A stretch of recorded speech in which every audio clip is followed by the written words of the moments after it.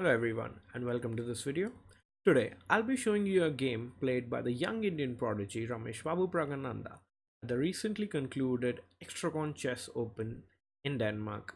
Praggnanandhaa won the super strong event ahead of several grandmasters and a field of a total of 368 players from about 25 different countries.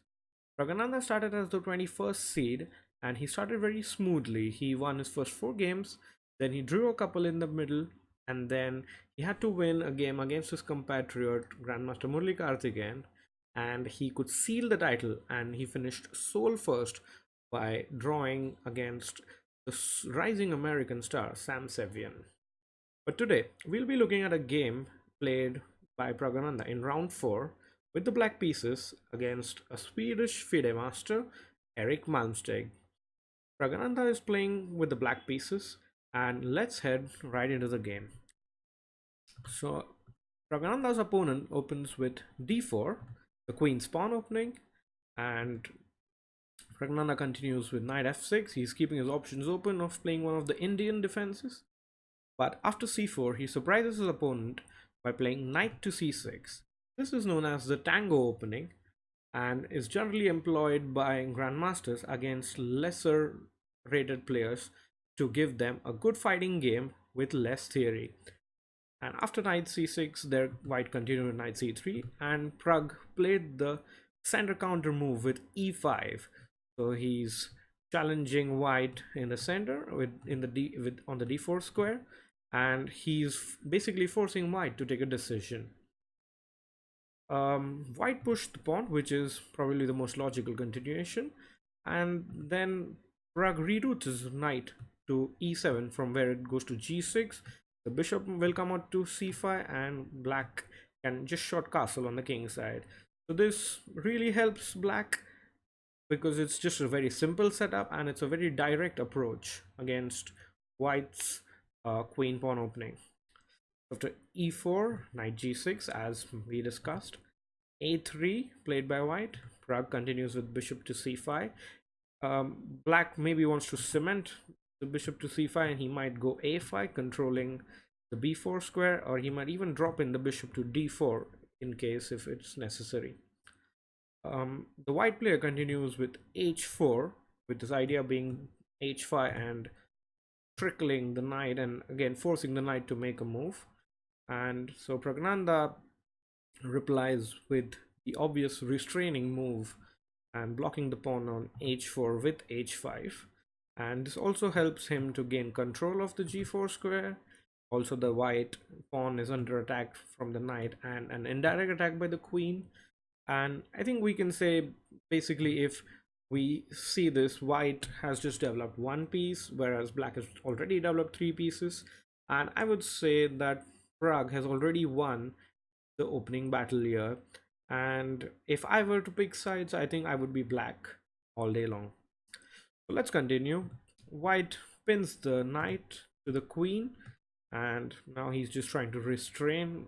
Remember that black can't castle because he might lose a pawn with after bishop f6, queen f6, and the h5 pawn hangs.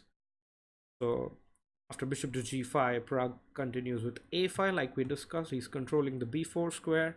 He's yet not divulging where his king might castle. White continued queen d2, d6. Black wants to get his bishop out in the game. Bishop to d3, c6. This is an interesting move by Pragg where he's challenging the center, getting his queen out. He want to threaten on f2 here. After knight f3, continues with queen c7. Solid play by Pragg, and remember he's playing against a low rated, which really helps him. It will really help him to keep the pieces on the board and not trade pieces. After queen c7, white takes his chance to take capture on f6. Black recaptures on f6. Remember, this opens the g file for the black rook, but the pawns might look weak, but they can't be attacked for now. White develops. White just continues with g3. Since the knight on g6 is out of squares, Pragg reroutes the knight back to e7. I think probably he's just trying to put pressure here. He might go f5 in the future. Knight a4. And now remember that black has the bishop pair, so black wants to uh, save the bishop pair so that he has this beautiful bishop along the long diagonal here. So he drops back with his bishop. Even though it's a closed positions where knight matter or are better than bishops, still I think the bishop on a7 is a beautiful piece that just cuts down the board, and it's really a massive piece which is going to be unchallenged. White continued with rook c1, putting the rook in the file of the white queen. Very logical. Pragg continues with bishop d7. Remember, he has an x3 attack on the knight on a4. So any exchange after cd5 might come in tempo, and the a4 knight will hang. White continued with knight h2. Pragg played rook c8, trying to challenge the rook on c1 on the closed c file. So rook c2, rook g8, oops, c2, rook g8 played, then knight c3 by white, and now I think Pragg really sensed his chance because white's is still uncastled. His pieces are maybe not that active right now, and he's not threatening anything. So Pragg now steps up gas, puts his foot on the accelerator, and now goes for it. So he goes queen b6 at first. Now just eyeing the f2 square or the f2 pawn. Knight f1, and now he finds the best way, because they say that whenever you are the better developed side, you should open lines or open the files. And Pragg starts with c takes d5, c takes d5, and now he pushes with f5. This is really nice move because he's threatening to play fe4, f4, trying to open lines. He wants a knight to come in later on as well. Knight e3 was replied by white, and Pragg goes again. Now he plays f4. Now he's really eyeballing these dark squares and the weaker, and since remember that white had played bishop into f6, the dark squares are really going to hurt him now. G into f4, and Pragg plays what was my most favorite move of the game. He plays knight to g6. He doesn't go for the immediate recapture of the pawn, but he tries to go in with his knight, and remember his knight is now eyeballing two very key squares where it can even fork the white queen here. After knight g6, white goes rook g1.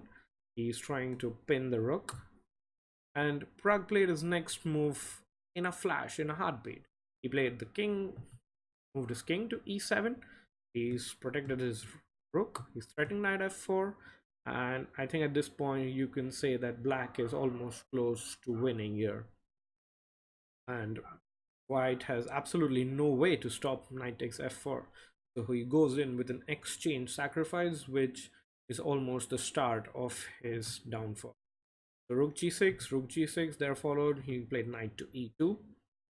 Pragg still wants to open some lines, so he takes e takes f4, knight takes f4. So this gives the rook entry to the g1 square. So he drops in a check, bishop goes back. Now Pragg is an exchange up. If you see the material, it's 5 pawns for black versus 6 pawns for white, but he has an extra exchange, so he tries to trade more pieces, which will eventually give him a winning endgame. But as you can see that white didn't castle in the game, so the weakened white king is also going to have a say at the end. So Pragg continues with rook takes c2, queen takes c2, and now I really like this move. The queen is very active on b6, but Pragg plays a simple move, a subtle move that renews a new threat. Remember that we were discussing about this weakened king on e1, so Pragg wants to give a check. So he's just trying to open new lines, threaten a check. After the check, he can also capture on e3 with the bishop. So you should always try to make multi-purpose moves like Pragg did here. There followed knight e2. Pragg continues with his check, with his idea. They also say that a wrong plan is better than no plans. So try to stick to your ideas and they will come good. Queen a5 check, king d1. Now Pragg drops back with rook g8. I really like this move as well because look at the geometry shown by the rook. The rook drops down to g8 and now it's planning or threatening to come into the game via the c file now. So almost staring at defeat, white tries some of his moves, tries to put up a defense, but alas, it's too little, too late here. Pragg improves his bishop, brings his bishop to the game. He's threatening to win both knights. He's forcing white to make a move. So white absolutely has no decent move here. He tries to gamble with e5, trying to get his knight in with something.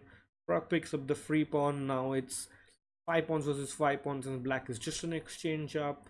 White staring at defeat, tries one last trick. He tries to play queen e2. He's threatening to play here. He's threatening knight c4, and Pragg here just sets up a small trap. He just moves out the way with king f8. He's now just threatening to take here. White continues with knight c4.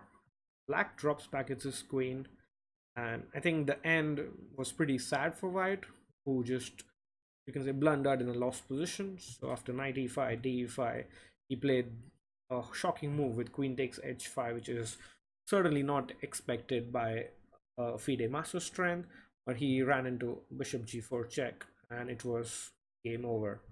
As you can see that Pragg tried to bring all of his pieces into the game and he didn't waste too many moves with his pieces. He tried to get all his pieces in the game, and even though he didn't castle himself, he tried to open lines as soon as his own king was safe and when he caught his king off guard.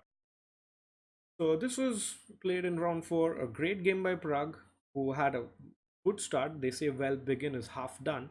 So Pragg started with 4 out of 4, and this really propelled him to the top of the standings at the end of the tournament, and was one of Pragg's biggest uh, victories of his career till now.